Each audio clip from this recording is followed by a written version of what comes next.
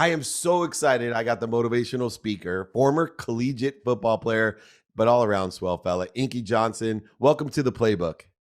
No, man, it's an honor for me, man. I greatly appreciate it. Oh, I'm Absolutely. so fired up, man. You and I, like, I thought I had it rough, right? I had 6 kids, a single mom, two-bedroom apartment. You had 14 Mm, people with 2 rooms. And because of that, though, I have a problem being alone. mm. I didn't, I always shared a bedroom. I had, three, 3 people in a bed. I slept in a windowsill one time because it was more comfortable and I was so Wow. small. I just put a couple pillows in the windowsill and slept in there because it was more comfortable.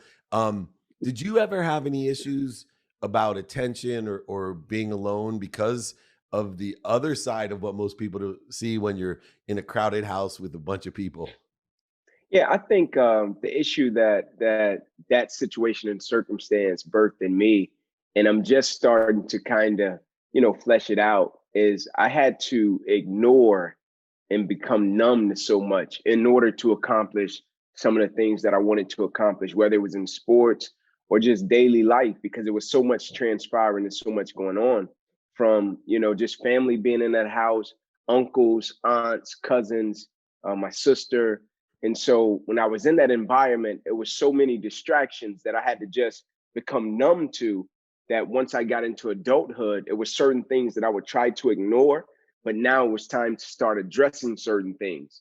And my whole life coming up through childhood, I was coming up in this environment with so many people that I had to ignore, and it was kind of working to my advantage. Now, when I moved into adulthood and I was in college or in certain environments, and now they wanted me to address certain things, I had to go back and kind of work through the toolbox to find a new set of tools to deal with different situations and circumstances.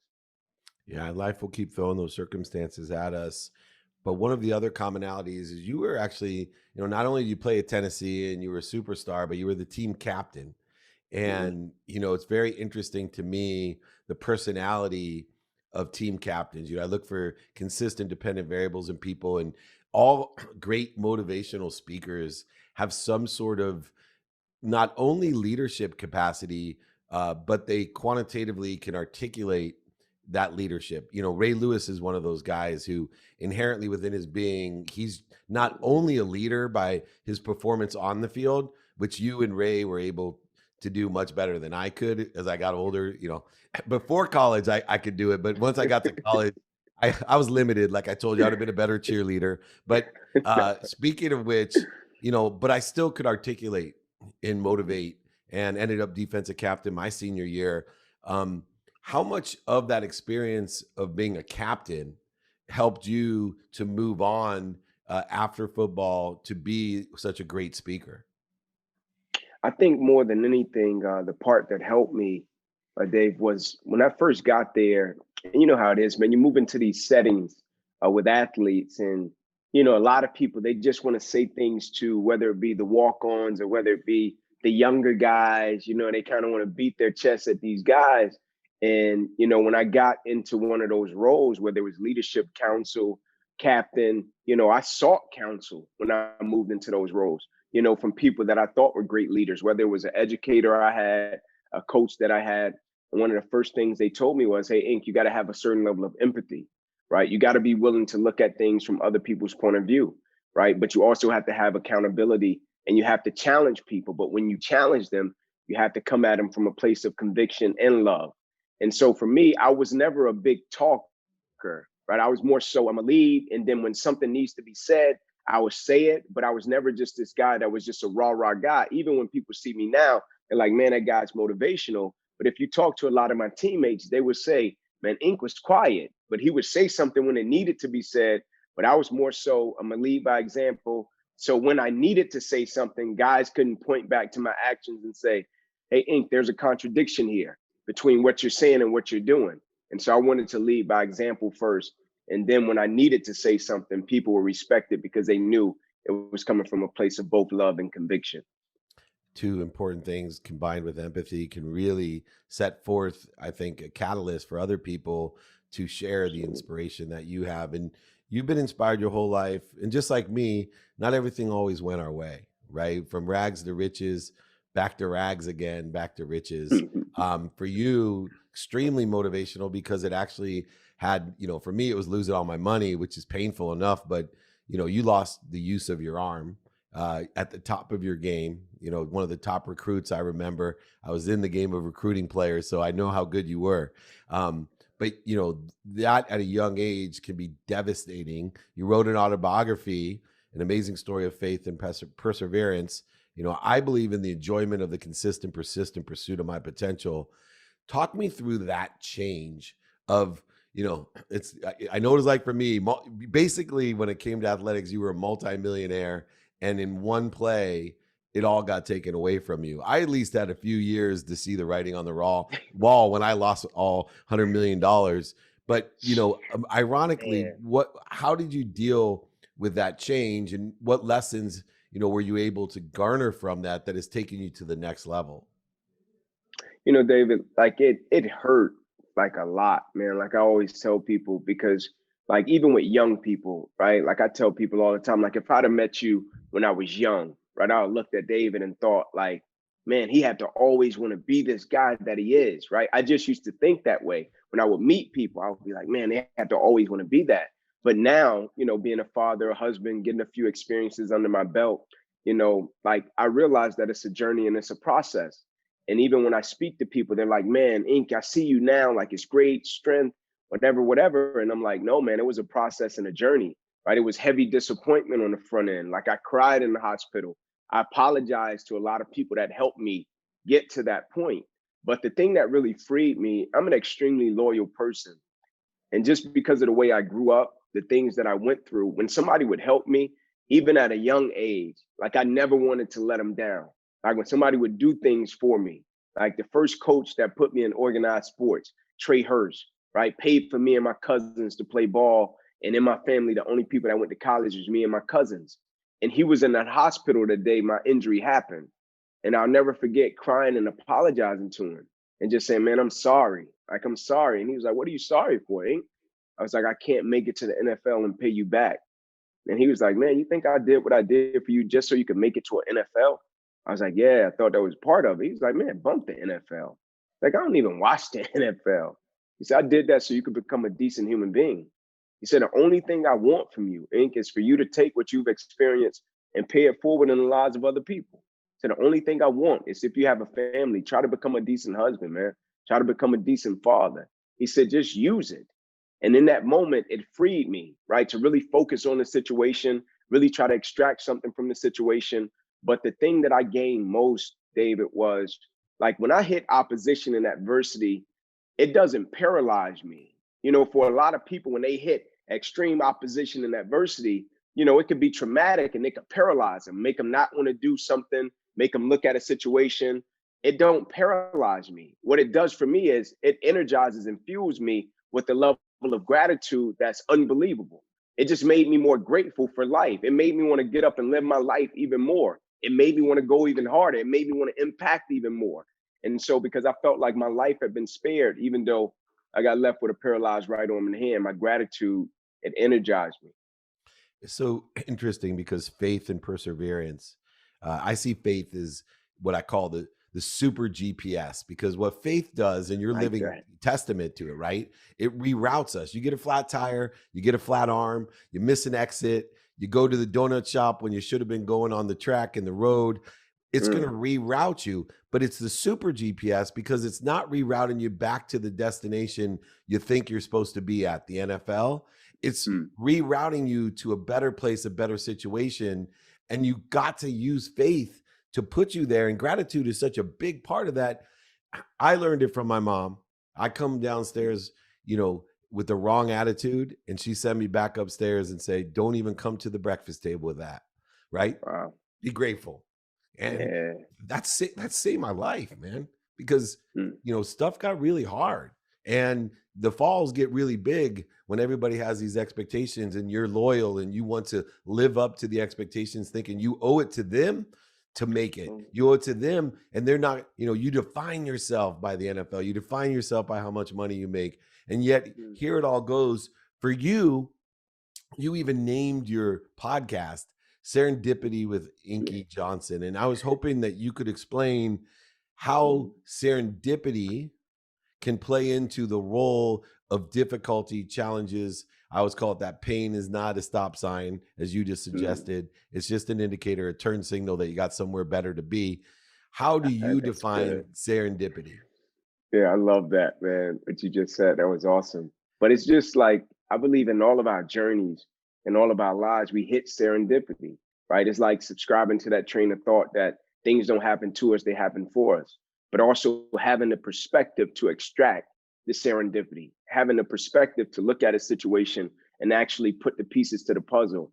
And I always say to people when we go through things, it's human nature, human behavior to want to understand it, right? To want to say, man, why did this happen to me? Like, why do I have a paralyzed arm? It's people that are going through things right now with the pandemic or trying to get over it. People lost businesses. I'm sure when you went through what you went through with your money situation, it was a point in time you was like, man, what is this? Right. And I always say to people, take that same energy that you focused on trying to understand it and just survive it, right? Just survive the moment. And once you survive the moment and you get a little peace and you get over the hill, then you look back and you put the pieces to the puzzle. You find the serendipity in the journey. You learn from it, you extract it, and you apply it to add value to environments and people's lives that you come in contact with.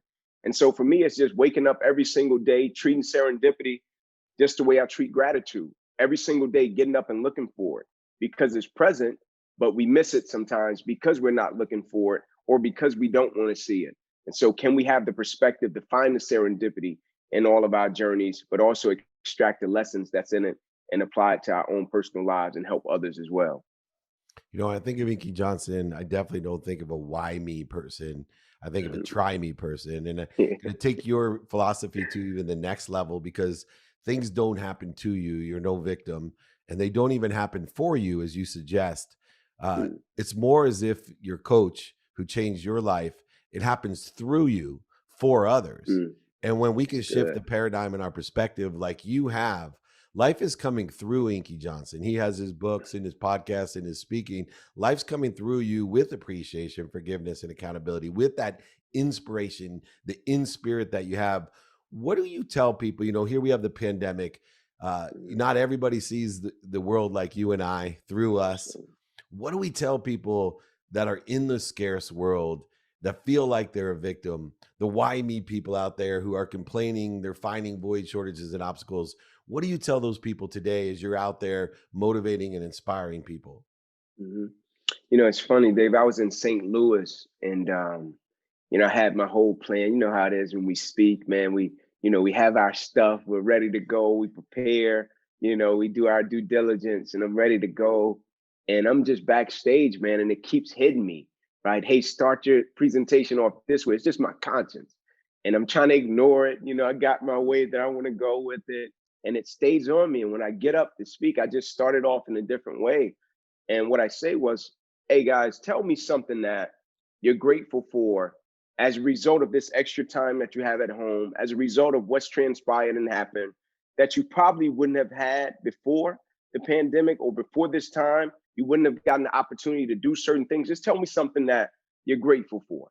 And the lady stands up and she says, hey, I get to talk to my mother every day now, right? And she's over in China.